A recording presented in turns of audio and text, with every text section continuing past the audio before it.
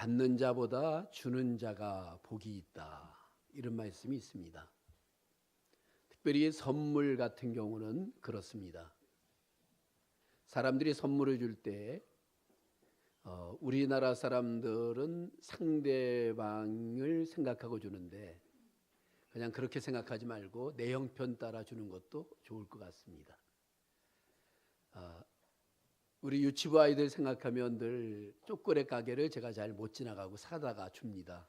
부모가 싫어하든 좋아하든 그냥 내 기쁨에 아이들에게 갖다 줍니다. 오늘도 초콜릿 한 덩어리, 한 봉지를 갖다 줬습니다.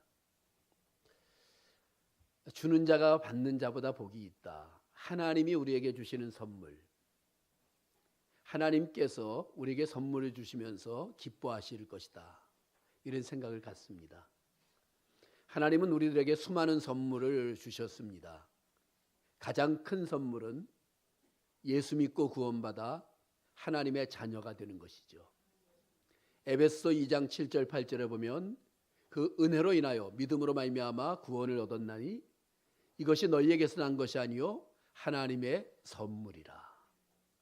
그러니까 구원은 하나님의 선물로, 그래서 그 은혜로 인하여 믿음으로 말미암아 구원을 받게 된다.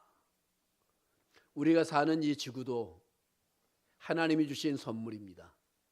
그래서 생육하고 번성하고 땅에 충만하고 땅을 정복하라는 것은 이 땅을 잘 관리하고 또 만들어가라고 하는 의미도 우리에게 갖고 있죠. 우리 선교지인 캄보디아나 미얀마 요즘에 가뭄 때문에 아주 심각하게 고통을 당하고 있습니다. 정전을 매일 정전되고 또 물이 공급이 잘 되지 않고 동네의 지하수가 마르고 그런 어려움을 겪고 있습니다. 근데 그것은 그 나라만의 문제가 아니라 우리 지구촌이라고 하는 그런 곳에서 사람들이 관리를 잘 못해서 생기는 그런 요소이기도 합니다. 하나님은 이 땅에 수많은 선물들을 주셨다는 거죠. 그것을 어떻게 잘 관리해야 되는가? 하나님이 주신 많은 선물 가운데 믿음도 선물입니다. 또 기도도 선물입니다. 그리고 하나님을 향한 찬양할 수 있다는 것도 하나님이 주신 선물입니다. 우리 오늘 성가대원들이 귀한 찬양을 했는데 그 찬양이 바로 하나님의 우리에게 주시는 선물이에요. 선물 가운데 우리가 빼놓을 수 없는 큰 것, 아주 큰 것, 그것은 바로 하나님의 말씀인 성경입니다. 하나님께서는 하나님의 말씀을 우리에게 주심으로써 하나님이 어떤 분이신가에 대해서 알게 하고 사람이 무엇인가에 대해서도 깨닫게 해주는, 그리고 인생에 고난과 역경과 어려움이 있을 때 그 인생길을 어떻게 살 것인가에 대한 그런 여러 가지 방법들을 제시하는 하나님의 말씀을 우리에게 선물로 주셨습니다. 인생은 끊임없이 전쟁 앞에 서고 기근 앞에 서고 시험 앞에 서고 행복한 날, 즐거운 날, 기쁜 날도 많지만 그것보다 어렵고 힘든 고달픔의 날들이 더 많은 것처럼 느껴지는 것은 실제로 날수를 계산해 보면 그렇지는 않지만 느낌으로, 감정으로 그렇게 다가오는 것은 부인할 수 없습니다. 사도 바울도 그런 표현을 썼죠. 강의 위험, 바다의 위험, 강도의 위험, 그리고 살 소망까지 끊어졌던 많은 날들. 그러나 그가 이같이 큰 사망에서 우리를 건지셨고 앞으로도 우리를 건지시기를 원하노라라고 하는 고백 가운데 있었던 바울 사도의 모습을 보기도 합니다. 지난주에 열왕기하 6장, 우리 오늘 열왕기하 7장을 보고 있는데 6장의 말씀에서 위기관리라고 하는 제목으로, 오늘도 역시 똑같은 제목으로 7장의 말씀을 여러분과 함께 보려고 하는 것입니다. 지난주에 우리가 들었던 말씀은 엘리사 선지자에 대한 이야기를 하면서 현실을 바라보는 영적인 눈, 하나님께 우리의 시선을 맞출 때 문제가 해결된다. 세상과 환경과 나 자신을 이기는 힘은 믿음이다. 그리고 현실을 변화시키는 생활에 관한 특별히 기도, 말씀, 지난주에는 말씀드리지 않았지만 찬양, 역대하 20장 22절에서 찬송이 시작될 때에 하나님이 일하시기 시작했던 찬양, 이런 것이 바로 현실을 변화시키는 우리들의 생활인 것을 말해줍니다. 이렇게 되어지면 우리는 체질이 바뀌는데 바로 영적인 체질로, 신앙인의 체질로 우리의 근본 체질의 변화가 우리에게 찾아오게 됩니다. 그러면서도 오늘 우리는 다시 한번 위기관리라는 말씀을 편 것은 오늘 본문의 말씀에도 역시 위기가 찾아왔다라는 거예요. 또다시 찾아왔다. 반복되는 위기. 그러니까 힘든 것이 첩첩산중이기 때문에 한 번만 물리치면 끝나면 하겠는데 또 오고 또 오고 또 오는, 이럴 때 우리는 어떻게 생각해야 되는가? 당연한 것으로 여기라는 겁니다. 인생에는 당연히 찾아오는 시험과 역경과 고난과 위기가 있다. 이 땅을 사는 동안에는 끊임없이 있다라고 하는 것. 물질의 위기나 건강의 위기나 삶의 의욕을 상실한 삶을 포기하고 싶을 정도의 절망적인 위기, 신앙의 위기, 힘을 잃고 꿈을 잃고 모든 것들을 하기 싫은 그런 위기도 우리에게 찾아올 때가 있습니다. 이럴 때 우리는 어떻게 할 것인가?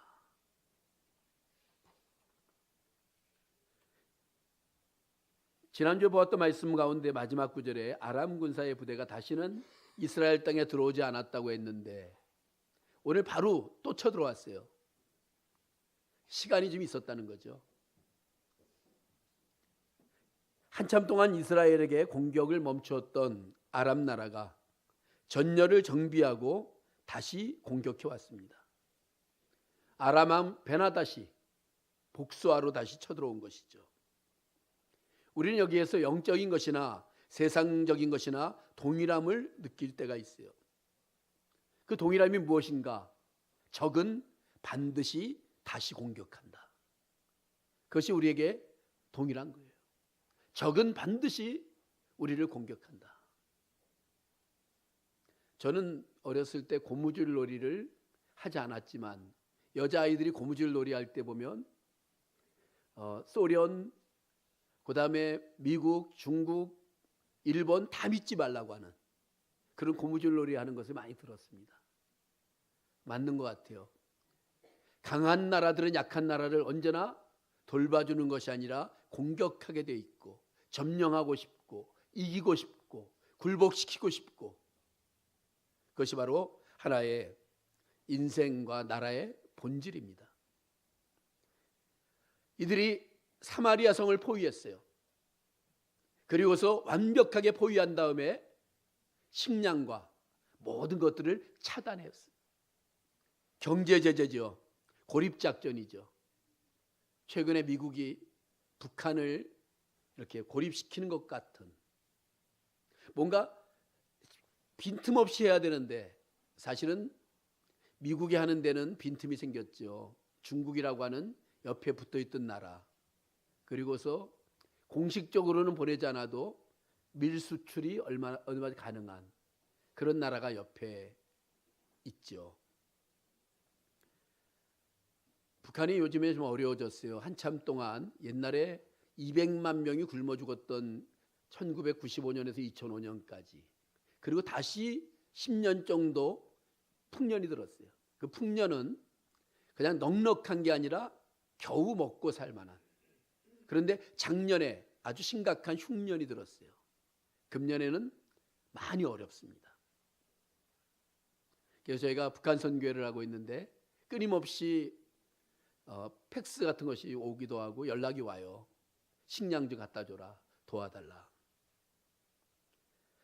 오늘 아람 나라 베나다시 포위를 했어요. 사마리아 성을. 그리고서 고립작전에 들어갔더니만 성공을 거두게 됩니다. 많은 사람들이 얼마나 굶주리는지, 그래서 나귀머리 하나가 은 80세겔, 비둘기 똥 4분의 1이 은 5세겔, 여인들이 자녀들을 서로 잡아먹으려고 하는 아주 비참한, 정말 있을 수 없는 그 상황까지 가게 되는 절망의 상황, 거기까지 가게 됩니다. 복수를 다짐했던 아람 왕 베나닷이 거의 성공하는 것처럼 보여지는 그런 순간들이에요. 그래서 이제 그것을 어떻게 할 것인가에 대해서 엘리사와 또 성의 장로들과 함께 엘리사의 집에 모여서 대책을 간구하고 기도하기 시작하죠. 그런데 이스라엘 왕은 자신의 신복 한 사람을, 장관 한 사람을 보내어서 오히려 선지자 엘리사를 죽이려고 합니다. 이때 왕이, 이스라엘 왕이 누구냐 하면 요람이라고 하는 왕이었는데 우리가 잘 알고 있는 아합이라고 하는 사람의 아들입니다. 아합 왕은 바로 엘리사 선지자의 스승이었던 엘리야 선지자와 이렇게 굉장한 싸움을 했던 그런 사람이었죠. 그 아들이 왕이 되었고 이제 엘리야 선지자의 제자였던 엘리사가 선지자 역할을 하고 있었습니다. 그래서 왕이 장관을 보내어서 말하기를 사밧의 아들 엘리사의 머리가 오늘 그 몸에 붙어 있으면 하나님이 내게 벌 위에 벌을 내리실 것이다. 하나 돼도 힘든데 선지자를 죽여서 선지자의 머리를 잘라다가 아람 왕에게 바치면 아람 왕이 용서하지 않겠는가라는 이상한 생각을 요람 왕이 하게 되는 그런 상황에서의 본문의 말씀이 전개되어지고 있습니다. 사방으로 우겨싸임을 당한 것 같은 모습이죠. 이런 모습 속에서 우리는 여러 사람들의 모습을 보게 돼요. 하나님의 사람 엘리사는 이때에 어떻게 했는가? 고린도후서 4장 7절에서 10절의 말씀이 생각나는 상황입니다. 우리가 이 보배를 질그릇에 가졌으니 이는 심히 큰 능력은 하나님께 있고 우리에게 있지 아니함을 알게 하려 함이라. 우리가 사방으로 우겨싸임을 당하여도 쌓이지 아니하며 답답한 일을 당하여도 낙심하지 아니하고 박해를 받아도 버림받지 아니하며 거꾸로 뜨림을 당하여도 망하지 아니하고 우리가 항상 예수의 죽음을 몸에 짊어짐은 예수의 생명이 또한 우리 몸에 나타나게 하려 함이라. 이 말씀이 이 본문 속에서 떠오르더라고요. 여기에서 엘리사가 가진 것은 무엇입니까? 세상의 힘, 아람 나라의 힘, 이스라엘 왕의 힘, 그러한 힘을 두려워하지 않았던 사람 엘리사의 모습입니다. 세상의 힘이 아무리 크고 강하고 대단해 보여도 두려워하지 않는 마음. 오늘 세상은 물질의 힘, 권력의 힘, 여러 다양한 힘을 가지고서 우리 사람들을 향하여 올 때가 있습니다. 그럴 때 우리가 이것을 두려워하지 않는, 어떻게 보면 초월하는 그런 신앙이 우리들에게 필요하다는 거죠. 참 신앙이란, 성숙한 신앙이란 무엇입니까? 하나님의 주권을 인정하는 신앙입니다. 나라의 흥망성쇠와 개인의 생사화복을 홀로 주장하시는 하나님, 이렇게 우리가 기도하죠.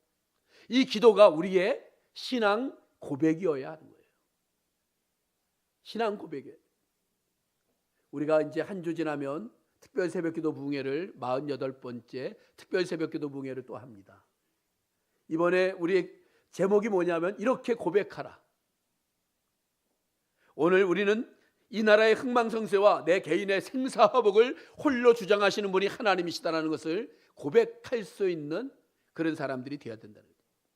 전쟁은 사람에게 속한 것이 아니라 하나님께 속해 있다라고 소년 다윗이 외쳤던 것처럼 그것이 바로 신앙의 고백이에요.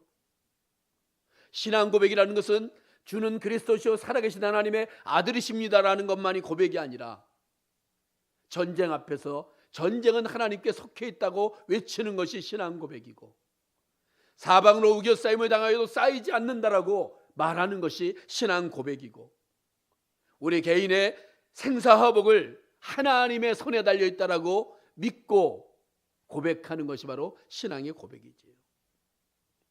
아무리 삶이 힘들고 어렵더라도 세상을 웅덩이에 빠진 사람처럼 올려다만 볼 것이 아니라 하나님의 시각으로 내려다볼 수 있는 사람, 하나님의 시각으로 문제를 높이서 내려다볼 수 있는 사람, 이런 사람이 바로 참 신앙인입니다.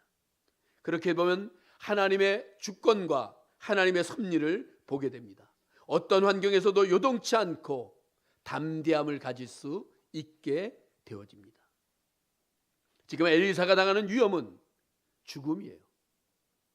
엘리사의 머리를 치겠다고 하는, 그것도 적도 아니라 아군이라고 생각했던 이스라엘 안에서 엘리사 선지자의 목을 쳐서 이런 죽음 앞에 아람 왕이 더 큰 전력을 갖추고 왔을까? 이렇게 볼 때 그것이 아닐 수도 있어요. 그런데 생명을 주관하시는 하나님, 생명을 부여하시고 인도하시고 거두어 가시는 하나님, 세상의 역사를 하나님의 손길에서 하나님의 주인으로서 생각할 줄 아는 그런 마음. 우리 신앙이라는 것이 무엇입니까? 바로 이 땅과 이 땅 이후가 하나님 앞에서의 있다라는 것을 아는 거죠. 이 땅의 삶만이 영원한 것이라고 생각한다면, 이 땅의 삶만이 끝이라고 생각한다면 우리 신앙은 의미와 가치가 없어요. 그러나 우리는 영원한 삶을 사는, 영생을 얻은 하나님의 백성들이죠. 우리 신앙인들은 죽음 앞에서도 담대할 수 있는 것, 그래서 순교자가 나죠. 히브리서 11장에 보면 그런 내용들이 많이 있어요. 어떤 사람들은 죽음 앞에서 살아나기도 하고, 어떤 사람들은 큰 구덩이와 웅덩이에서 건짐을 받기도 하고, 어떤 사람은 죽은 아들을 살림으로 받기도 하고, 이런 어떤 많은 것들을 이야기하면서 또 뭐라고 이야기합니까? 어떤 사람들은 구차히 죽음을 피하지 아니하고 순교를 당하기도 하고, 어떤 사람은 고난과 역경과 힘듦 속에서 견디기도 하고, 이런 많은 것들을 같이 고백하고 있는 거예요. 그것이 바로 죽음을 이길 수 있고 초월한 신앙인의 참 모습이라는 거예요. 영원한 것이 우리에게 있다. 그러다 보니까는 이 사람은 기근과 이런 절망과 환경과 모든 것들을 이길 수 있는 힘을 갖고 있다는 거죠. 그래서 여호와의 말씀을 들을지어다, 여호와의 말씀과 같이 되었고 하나님의 사람의 말대로 죽었으니 그 장관에게 그대로 이루어졌으며, 성취되는 하나님의 말씀의 내용들을 7장에서 우리가 계속 보게 됩니다. 세상이 어지러워질 때, 우리의 삶의 주변이 엉클어들었을 때 눈을 들어 하나님을 보면서 하나님의 말씀에 귀를 기울여야 된다는 거죠. 오늘 엘리사 선지자가 7장 1절에 이렇게 말합니다. 엘리사가 이르되 여호와의 말씀을 들을지어다. 모든 환경과 상황과 모든 여건이 절망이었지만 하나님의 말씀이 엘리사에게 있었다. 하나님께서는 엘리사에게 하나님의 말씀을 주셨다. 이것이 바로 본문의 말씀입니다. 우리는 이와 같은 신앙이 필요해요. 말씀, 기도, 찬양과 같은 엘리사가 가졌던 이 신앙. 그런데 이스라엘의 왕과 장관은 정말 이스라엘, 하나님과 사람과 겨루어 이겼다라고 하는 큰 이름을 가진 이스라엘, 거기에 왕, 장관, 하나님 앞에서라는 생각을 갖고 살아야 당연했던 사람들. 그런데 그들은 어떻게 보면 불신자보다도 못했어요. 지금의 위기와 역경과 어려움이 엘리사 때문이다, 이렇게 생각을 했어요. 엘리사를 원망했어요. 엘리사를 비판했어요. 왜 그랬습니까?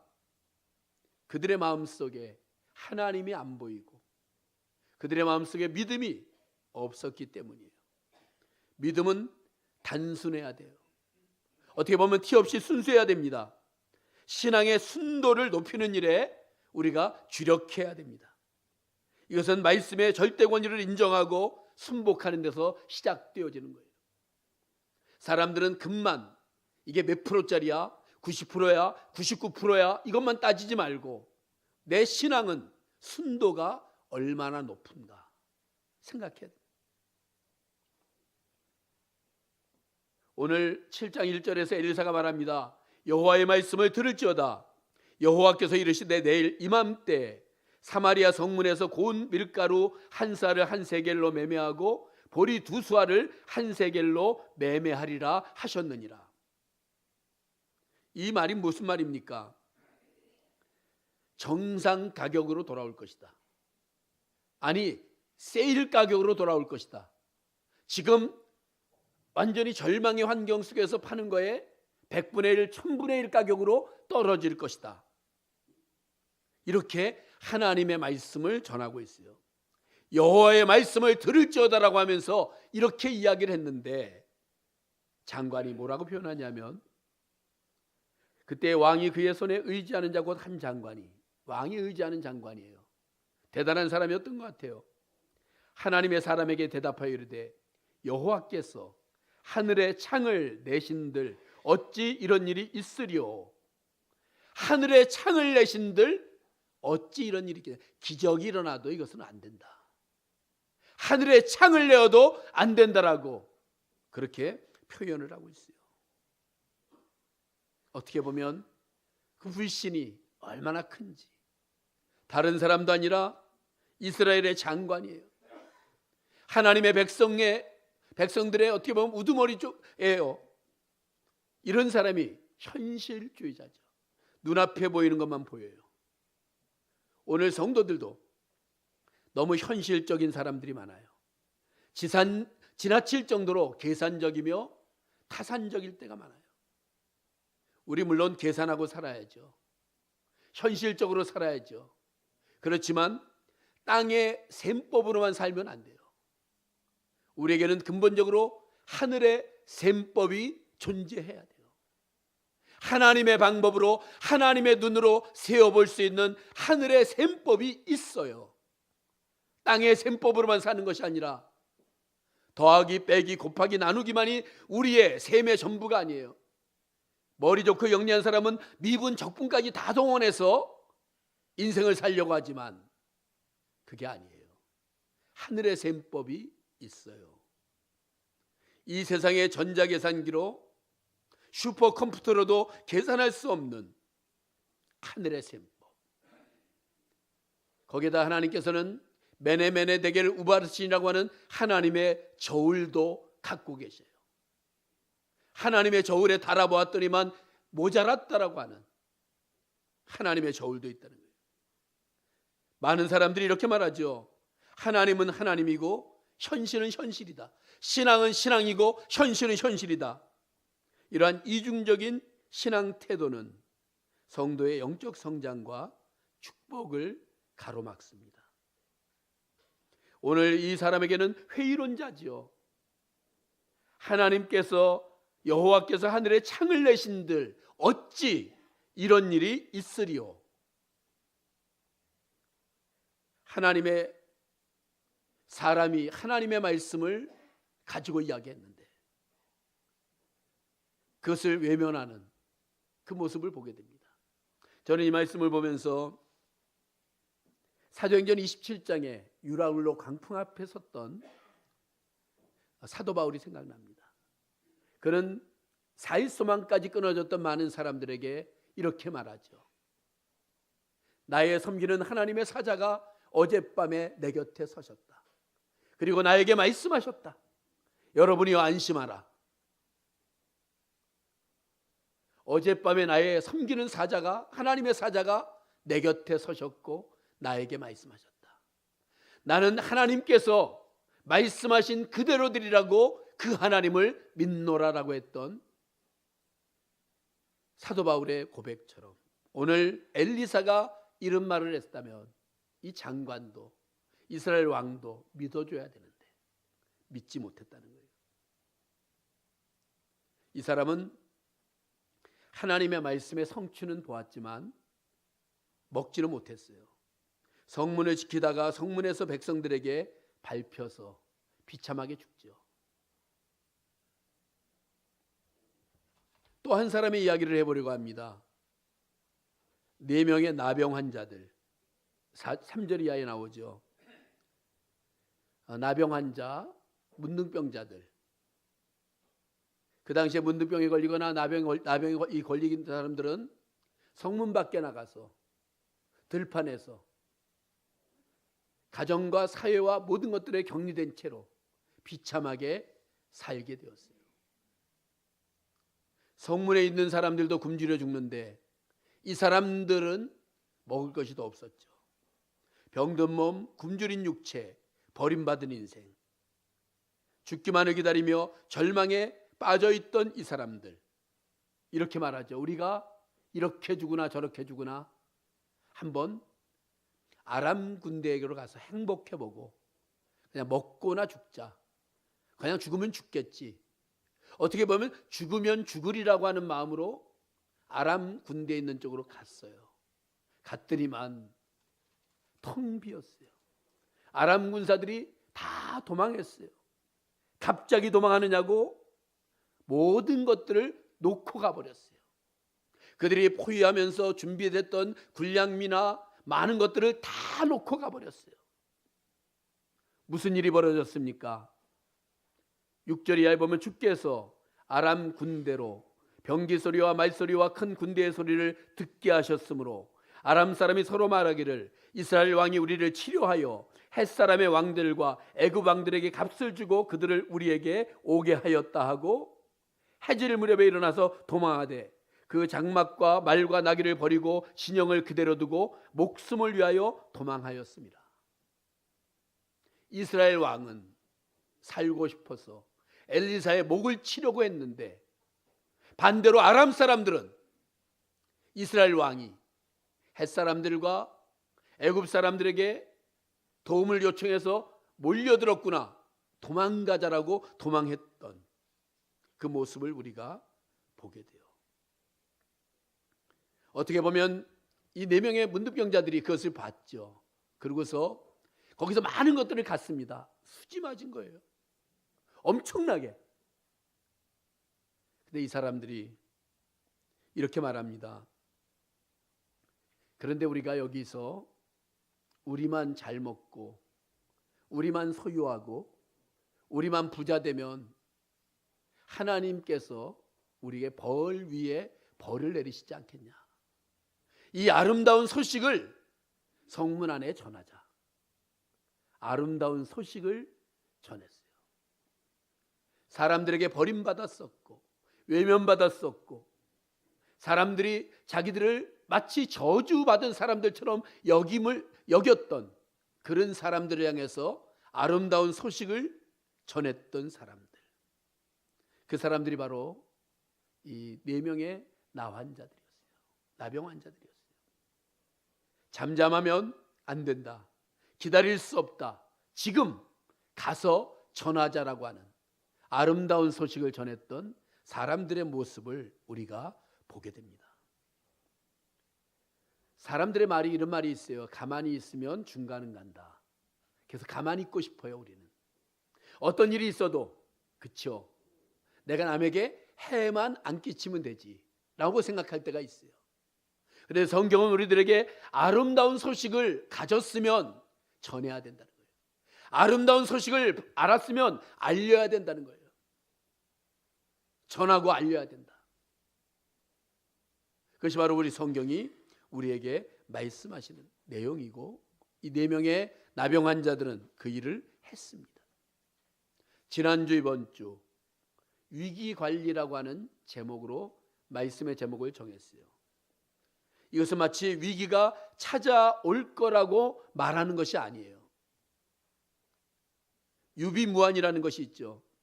준비한 사람에게는 환난이 없다는 거예요. 위기관리의 능력을 갖추면 위기가 찾아오지 않고 도망가 버려요. 오히려 갖추지 못한 사람에게 찾아오는 거예요. 준비되어지면. 말씀으로, 신앙으로 무장되어지면 위기가 찾아올 수 없다는 거죠.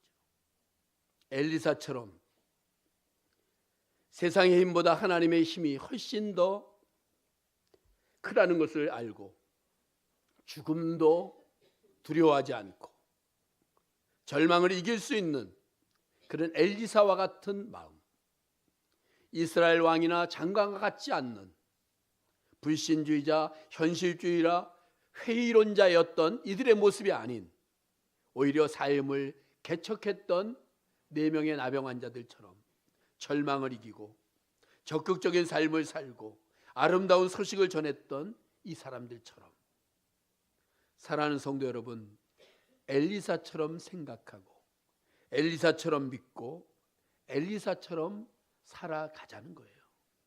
기도, 말씀, 찬양.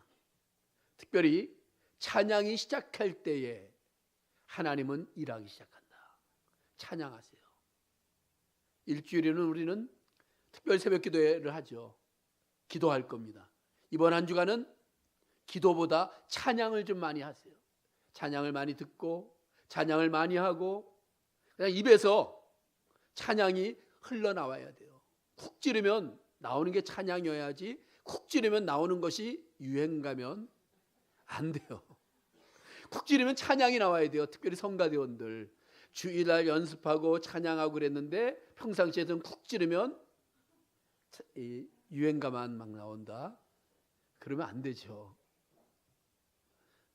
한 주간 찬양하는 삶 속에서 위기 관리를 키워가는 그런 저와 여러분들이 다 되시기를 주의 이름으로 축복합니다. 기도하겠습니다. 하나님 감사합니다. 우리에게 어떤 위기가 있다 하더라도 하나님은 그 위기보다 크다는 것을, 그 위험이나 어려움과 역경보다 크다는 것을 알게 하시고 또 우리에게는 영원한 천국에 대한 소망도 있음을 기억하고 믿음으로 이기며 승리하도록 함께하여 주시고 아름다운 소식을 전했던 4명의 나병 환자들처럼 우리도 어려운 곳에 힘든 곳에 주의 복음을 전할 수 있고 주의 사랑을 전할 수 있도록 선교의 꿈이 펼쳐지는 우리 모두가 되어지도록 은혜로 함께하여 주옵소서. 예수님의 이름으로 기도합니다. 아멘.